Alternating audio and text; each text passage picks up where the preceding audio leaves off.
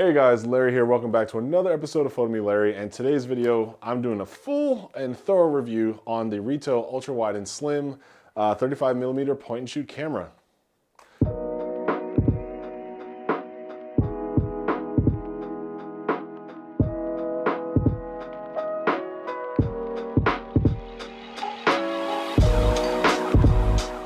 So today I took this camera to San Francisco, Fisherman's Wharf, and I wanted to get some shots. It's one of my favorite places to shoot when I'm doing street or when I want to just get, some shots of cool stuff kind of happening around. There's tons of people, lots of cool little attractions and sights, and usually I find something really nice to shoot.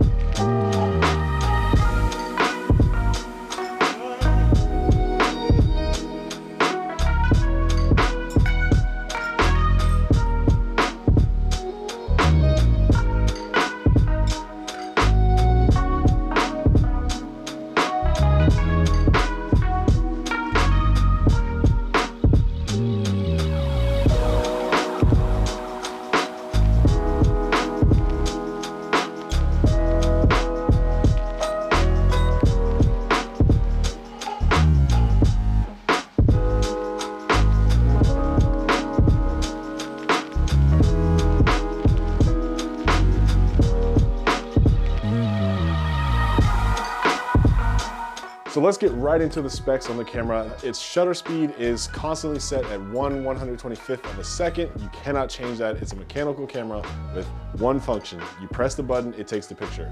So not only is your shutter speed set, but also the f-stop is also permanently set to f22. This model doesn't have a flash, so it doesn't have like another f-stop built in when you turn on the flash or turn off the flash like some of the other toy cameras do.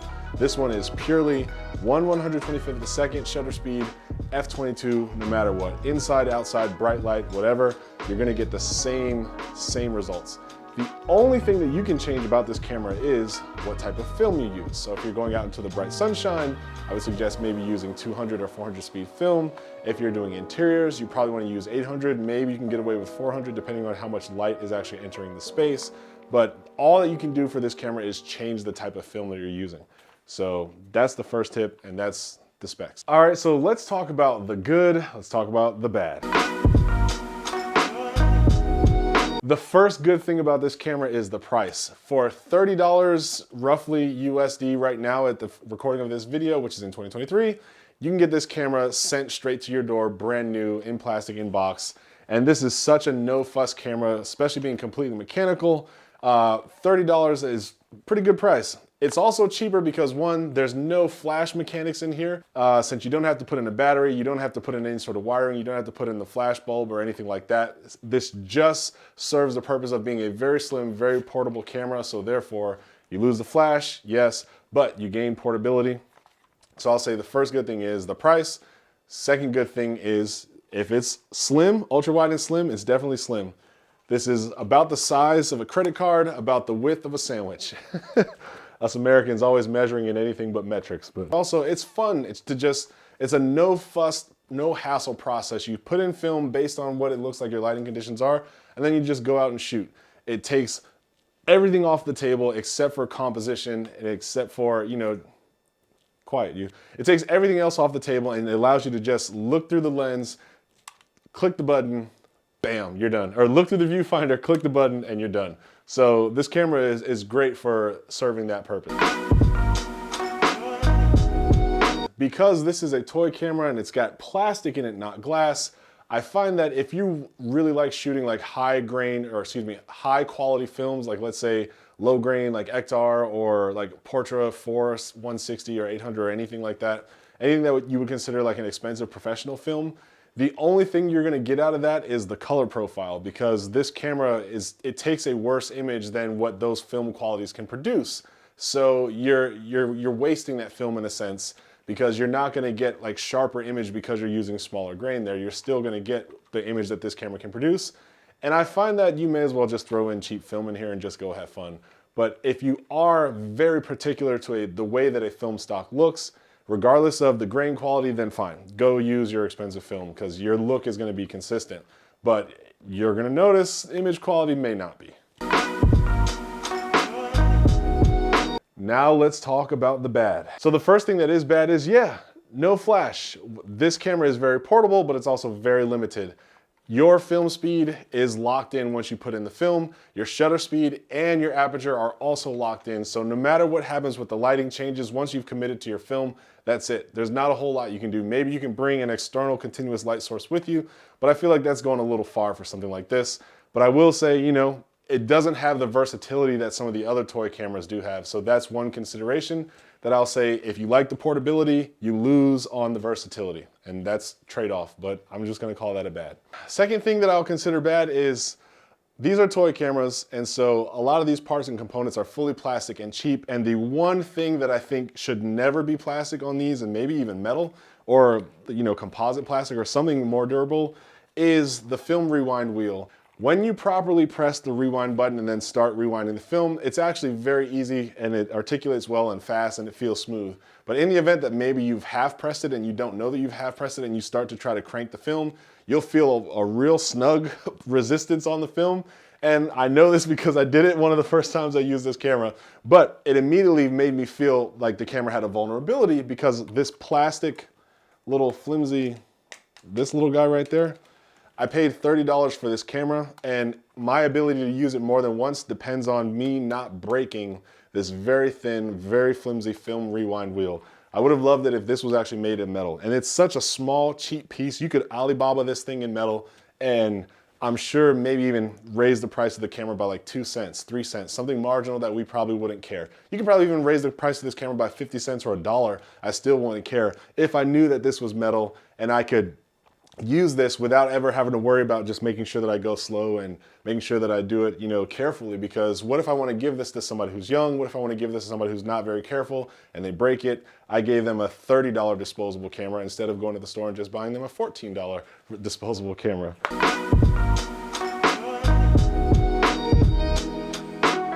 The last bad, which I find a lot of these type of cameras kind of have this problem. With this camera being a ultra wide and slim, I think the paper shoot camera had the same problem when I did a review on that camera, is the viewfinder size, compared to what you actually take, it gets a little troubling and frustrating. It's not dependable. So I know that this isn't glass and I'm not looking through a lens. I know that this is a cheap toy and they roughly just give you something to kind of roughly frame what you think you're getting.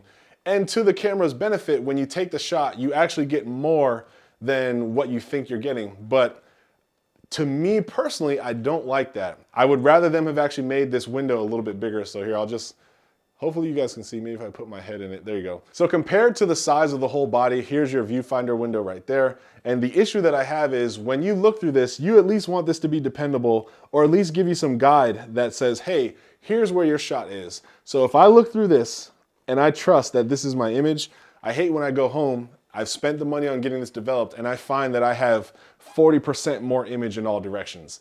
I would rather them actually just make this viewfinder window bigger for me so that I can see through here and know that like, wow, I'm actually taking a pretty big shot. So the advice I have to counter this is take maybe a step, possibly even 2 steps in, depending on what your subject is. If you're shooting just a whole wide open area, then you probably don't really care. But if you actually are shooting like a scene or a subject, like I tried to do in many of these shots, take the extra 2 steps in and just trust that that 40% margin that you're getting everywhere else is gonna still give you a good shot. It is film, it's not digital, so it sucks to have faith in a camera and just hope that you're gonna do the right thing. But yeah, that was a bad for me, is looking through the viewfinder and thinking like, oh, this looks great, click the button, and then spending the money on development on a camera that already doesn't do great image quality compared to the film. Like again, I can't use portrait or anything high level or like super detailed or grain. I'm already gonna get like an image that I would say is gonna be very grainy and like very soft if you have something that you're trying to detail. And to know that like it was compressed in and I still had all this room to work where I could have stepped closer and filled the frame with more of the thing I was trying to take a picture of, that ended up being a little bit annoying for me. Now granted, I know it's a ultra wide and slim. Completely fine with that. That's exactly why I bought this. I want to go out and just shoot scenes and have fun. I would just hope that at some point we can just, I don't know what the math ends up working out to be, but I would love to be able to shoot through this with more confidence and know that like what I believe I'm seeing in here is actually going to be what I am, or close to, like 10% close, like a grenade's throw close to what the actual image result is gonna be. Unfortunately, I find that this thing is like wildly different than the shots. So my overall advice, if you're gonna buy one of these, I would say understand that you are getting, I love that they call these toy cameras because it really reinforces your need to go have fun with it and not so much the need to like go use it and to be very practical in regards to like trying to get professional results or trying to get something like super amazing. This camera makes you just want to focus on your composition or your subject or, you know, good lighting and understanding of your film and what it's gonna do in that lighting. Please don't buy this if you feel like you really want like, hey, I can't afford some of these cool YouTuber point and shoots that I see out there, so I'm gonna buy this one because it's the same thing. It's not. The image quality is not gonna be the same as anything that has glass. But it is cool that this little guy can shoot really, really wide scenes for 30 bucks, so I'll give it that. Next tip, make sure that you check the weather before you go shooting this. You should probably be very familiar with what the lighting scenario is, where you're going, and how long you're gonna be there so that you pick the right film stock for this camera. Today I shot with 400 and I probably could have got away with shooting 200 and have gotten a little bit better results. Before I started kind of touching up some of these images, I felt like what I saw was a little bit brighter than what I would hope for. So I was able to achieve kind of a pastel look, but to be honest, I probably could have shot 200 today. And because of my mistake and because of me not, you know, kind of looking ahead of time and saying, oh, it's actually really, really bright today, I should probably use 200 instead of 400, I went with a recommended 400 and I shot. I still got good images, but I probably could have done well with 200. So all that is to tell you, it will be helpful for you to know like, hey, if I'm gonna be indoors, I probably wanna shoot 800, maybe 400, again, depending on how much light is in the room. If I'm going outside and it's bright, I can probably get away with 200 speed film. Because again, the only thing about this camera that you can change is the kind of film that you put in it. So you have to be very careful and make sure that you're putting in the right film so that you don't waste your shots. Film is expensive these days, and every video I make, I swear Kodak raises the prices twice on me. I don't know if that's because it takes me long to make videos or Kodak is just on a ride, but that's the story. This is a cool camera, like I'm not gonna lie, especially because I paid $30. I like the way that the camera feels. I like the look. It's like retro, kind of trendy. I was more confident in this product than some of the other toy cameras. It doesn't feel like it has a lot of stuff in there that can get messed up. With it not having a flash, it's one less component that can break on you. If I were to score this based on the promise that this camera is supposed to deliver, I'd say it does a really good job. It has good, it has bad. I can give it an 8. An 8 is solid because there's two things I want to take away from it. It sucks that it doesn't have a flash, and I mean, maybe they could have gone with a smaller battery. Excuse me, maybe they could have found a way to, you know, you can still be this slim and maybe just a little bit longer with a battery. Like, I don't know, I'm just kind of wishful thinking here, but because it doesn't have a flash, it lacks versatility.